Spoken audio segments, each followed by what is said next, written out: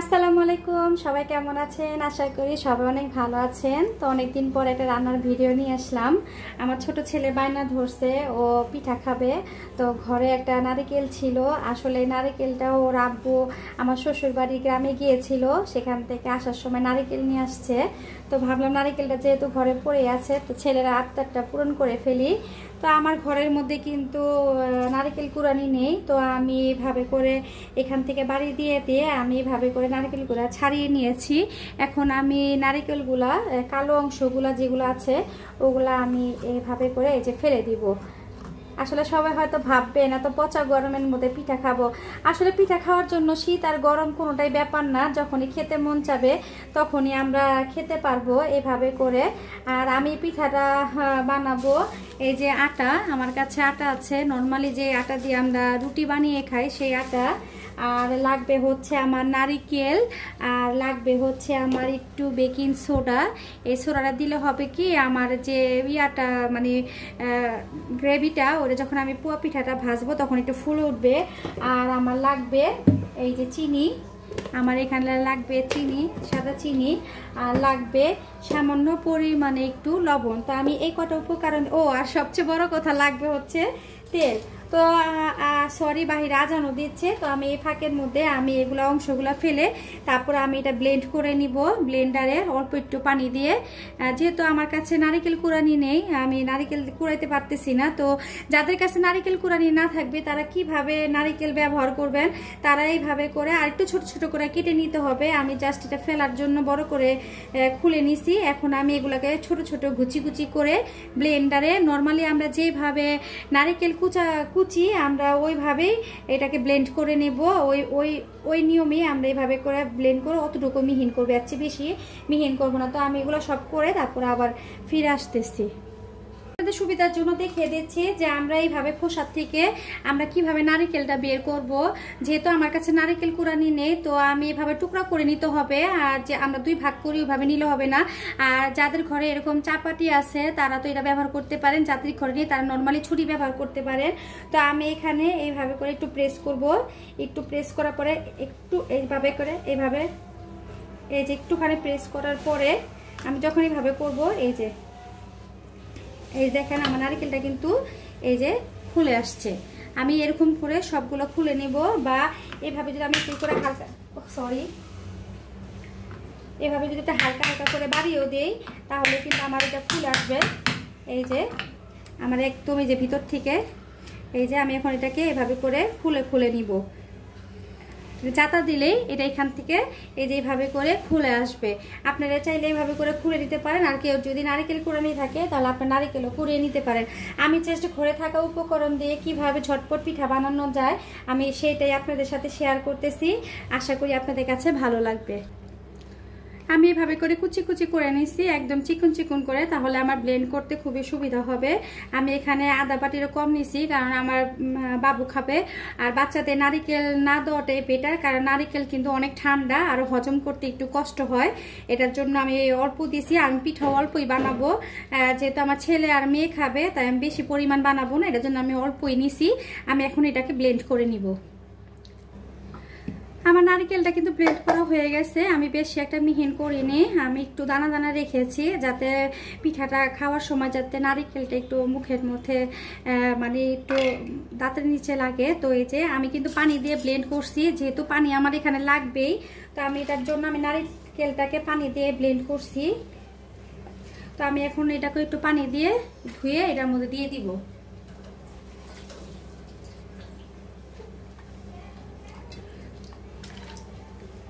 আমার এখানে আর একটু পানি লাগবে, আমি আর অল্প একটু পানি দিব, বেশি না।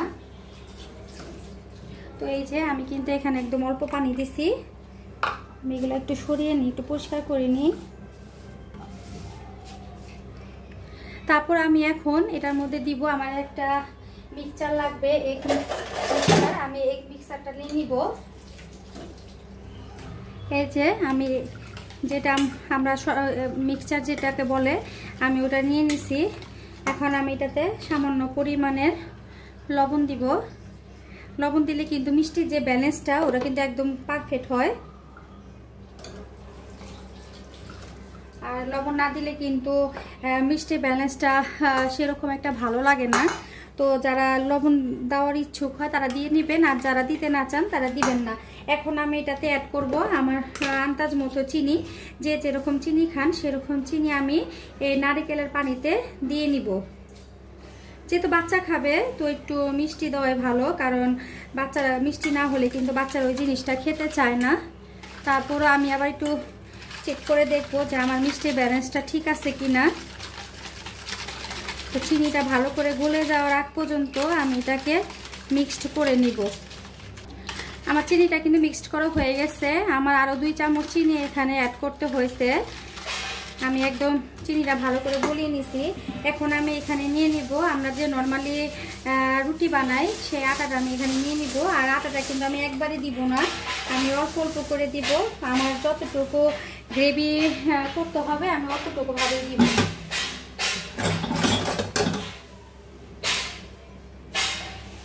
প্রথমে আমি 1 চামচ করে এভাবে করে মিলাবো, যাতে করে লাঞ্চ না থাকে এটার মধ্যে।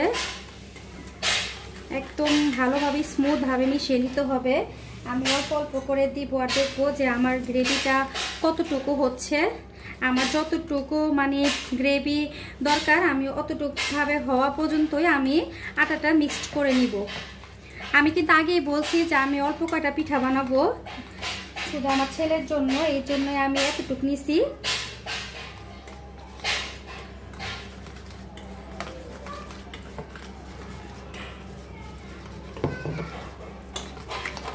তো এই যে ভালো করে একদম ফেটে ফেটে মিশাতে হবে।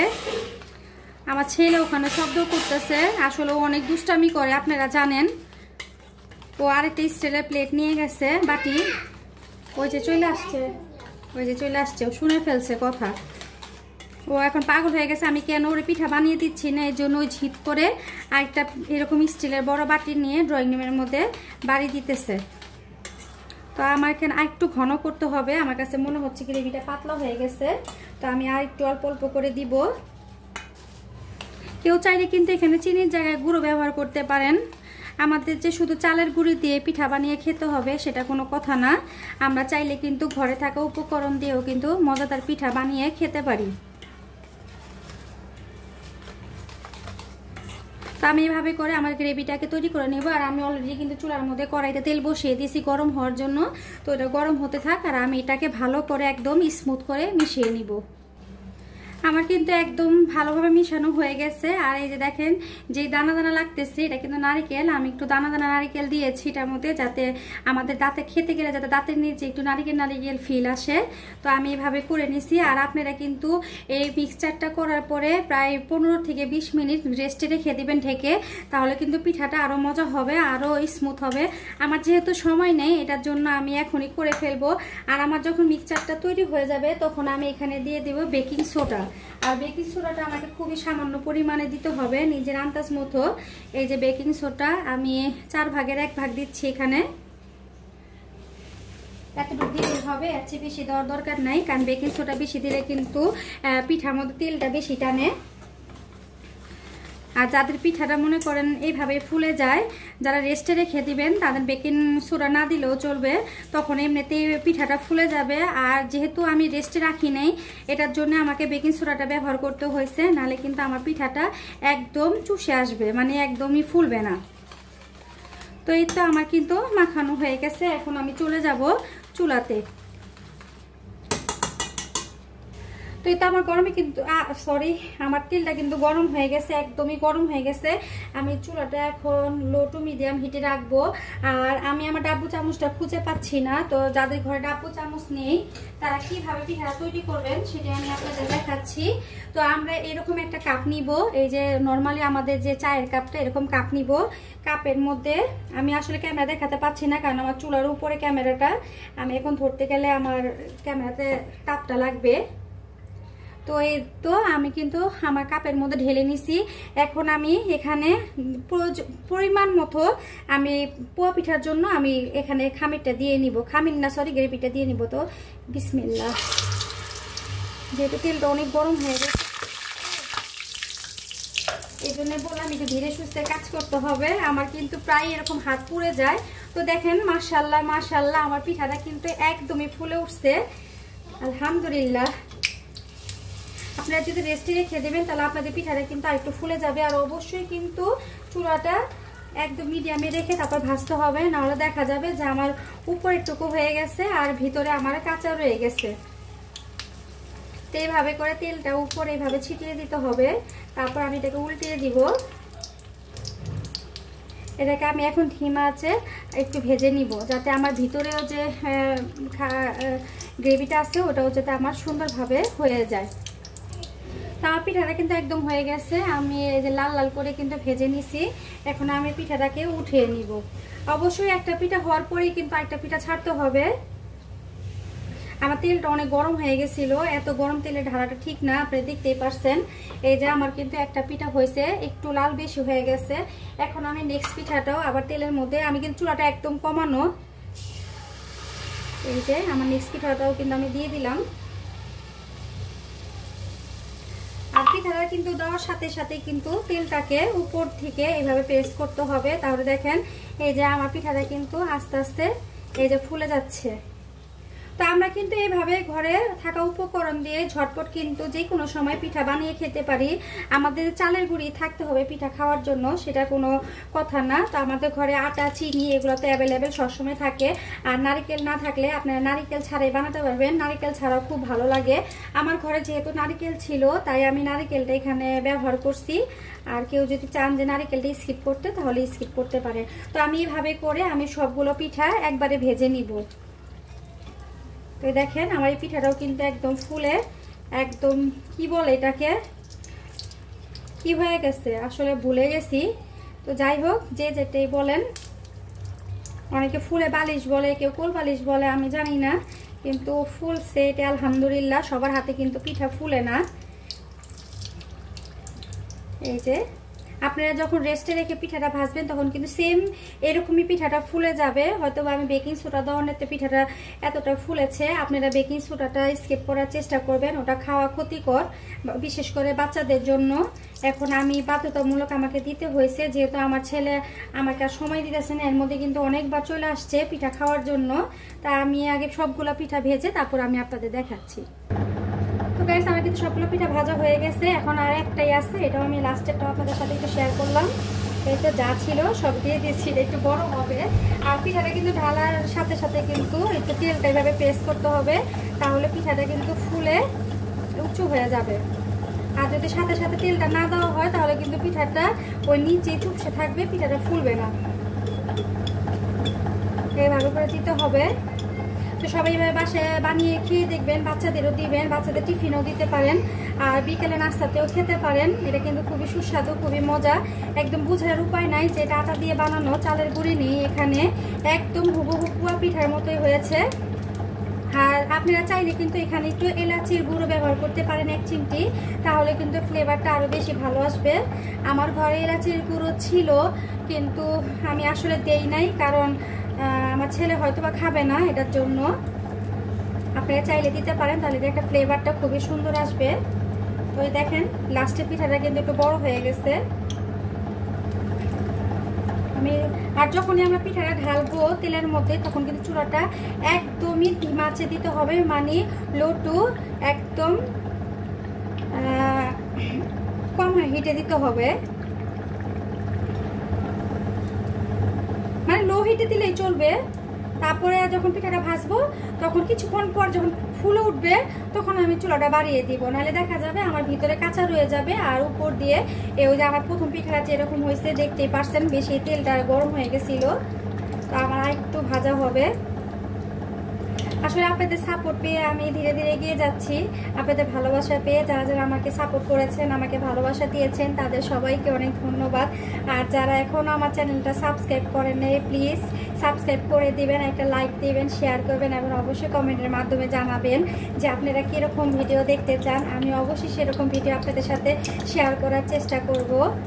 তো তো আমি কিন্তু একটা কুশি কাটার গেঞ্জি বানিয়ে ফেলছি, একটা টুপিও বানিয়ে ফেলছি। আসলে ওটা ওরকম করে আমার ভিডিও করা হয় নাই। আমি এই কাজটা শেষে আমি এটা আপনাদের সাথে একটু শেয়ার করব, ওটা আমি আপনাদের দেখাবো, যে আপনারা বলবেন আমার হাতের কাজটা কেমন হয়েছে। আর কেউ যদি দেখতে চান তো অবশ্যই আমাকে বলবেন, আমি আপনাদের ওইটার ফুল ভিডিও দেওয়ার চেষ্টা করব। তো গাইস এই দেখেন আমার কিন্তু এই যে পিঠাগুলো কিন্তু একদম বানানো হয়ে গেছে। তো আমি আপনাদের ভালো করে দেখাচ্ছি। তো গাইস এই দেখেন আমার কিন্তু ঘরে থাকা উপকরণ দিয়ে ফুলকো ফুলকো পিঠা কিন্তু হয়ে গেছে। আর পিঠাটা এতই সফট হয়েছে, আমি একটা অত্যন্ত আপনাদের ভেঙে দেখাচ্ছি। দেখেন একদম তুলতুলা, আর ভিতরে দেখেন কোনো প্রকারের কিন্তু কাঁচা নেই। আর আমার ছেলে কিন্তু ভিতরে যে অংশটা এটা কিন্তু খেতে খুব পছন্দ করে, একদম সফট। দেখেন একদম তুলতুলা, একটু কাঁচা নেই। আপনারা এইভাবে বানিয়ে খাবেন বাসায়, আর অবশ্যই আমাকে কমেন্টের মাধ্যমে জানাবেন যে আমার পিঠাগুলো কেমন হয়েছে। তো বিদায় এখন আমি নিব না, আমি অবশ্যই আপনাকে আমার হাতের কাজটা দেখাবো। তো চলেন আমি কি বানিয়েছি ওটা আমি আপনাদের সাথে শেয়ার করি।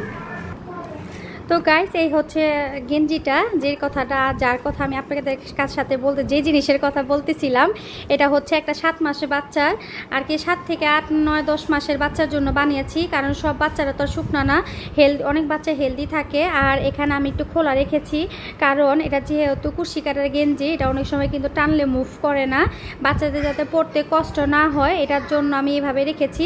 আমি এখানে টিপ বুতাম লাগাবো, ওটা এখনও লাগানো হয় নাই। তো এই দেখেন, তো এই যে গেঞ্জির ডিজাইনটা, আসলে এই গেঞ্জিটা আপনাদের সাথে শেয়ার করা হয় নাই। আমি অনেক দূর তো বানিয়েছি, যেহেতু এটা আমার খুবই আর্জেন্ট একটা অর্ডার ছিল। এই গেঞ্জিটা কেমন হয়েছে সবাই কিন্তু আমাকে কমেন্টে জানাবেন যে গেঞ্জির ডিজাইনটা কেমন হয়েছে আর গেঞ্জি বানানোটাও কেমন হয়েছে। আর এই গেল আমার একটা গেঞ্জি। আর এখন আমি কিন্তু এই গেঞ্জিটা কি সুতা দিয়ে করেছি সেটা আমি আপনাদের সাথে শেয়ার করতেছি। এই যে আমার গেঞ্জির যে সুতাটা, এটা কিন্তু এই যে নৌকা মার্কা সুতা। আপনারা ট্রাই করবেন যখনই কিনবেন নৌকা মার্কা সুতা দিয়ে করার, এটা কিন্তু ভিতরে অনেকই বেশি থাকে। আর যেগুলো নৌকা মার্কা সুতা না, ওগুলো কিন্তু একদম অল্প সুতা থাকে। তো যাই হোক, আমার এই গেঞ্জিটা আমি এই সুতা দিয়ে করেছি।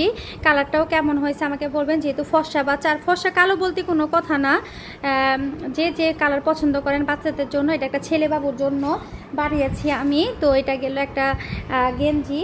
তারপরে আমি এই দেখেন আমি বানিয়েছি একটা 1 থেকে 1.5 বছর বাচ্চার জন্য একটা কুশি কাটার ফ্রক। আমার ফ্রকটা কিন্তু এখনও কমপ্লিট হয় নাই, আমার ফ্রকটা এখনও উপরে কমপ্লিট হয়ে গেছে। গলাতেও আমি সাদা কালার বর্ডার দিব, আমি এখানে সাদা ফুল দিব। আর এই যে নিচে লেয়ারটা দেখতেছেন, এখানে 1, 2, 3 নাম্বার লেয়ারটা কিন্তু এখনও আমার পূরণ হয় নাই, কারণ আমি এই কালারের সুতাটা এখনও কোথাও খুঁজে পাচ্ছি না, আমার সুতাটা শেষ হয়ে গেছে। আমি এখানে আরও 2টা লেয়ার দিব, যেহেতু বেবি বাচ্চা একটু হাঁটবে যখন, তো এটা একটু মুভ করবে, তখন বাচ্চাকে খুবই সুন্দর লাগবে। আর ঘেরটাও দেখেন প্রচুর পরিমাণে কিন্তু এখানে ঘের হয়েছে, এই দেখেন অনেক ঘের হয়েছে। আর আমার ডিজাইনটা কিন্তু এই যে আমি এইভাবে করছি, এইভাবে করে করা। আসলে এগুলো ভিডিওগুলো আমি ওইভাবে করে আপনাদের সাথে শেয়ার করতে পারিনি, কেউ যদি বলেন তো আমি অবশ্যই ভিডিওগুলো আপনাদের সাথে শেয়ার করব।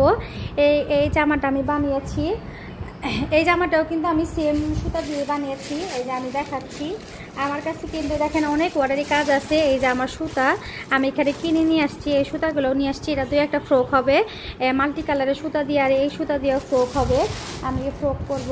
আর এই দেখেন এই যে আমার নামাজের টুপিটা, এই টুপিটাও কিন্তু আমার হয়ে গেছে একদম, এটাও কিন্তু আমার অর্ডারের টুপি।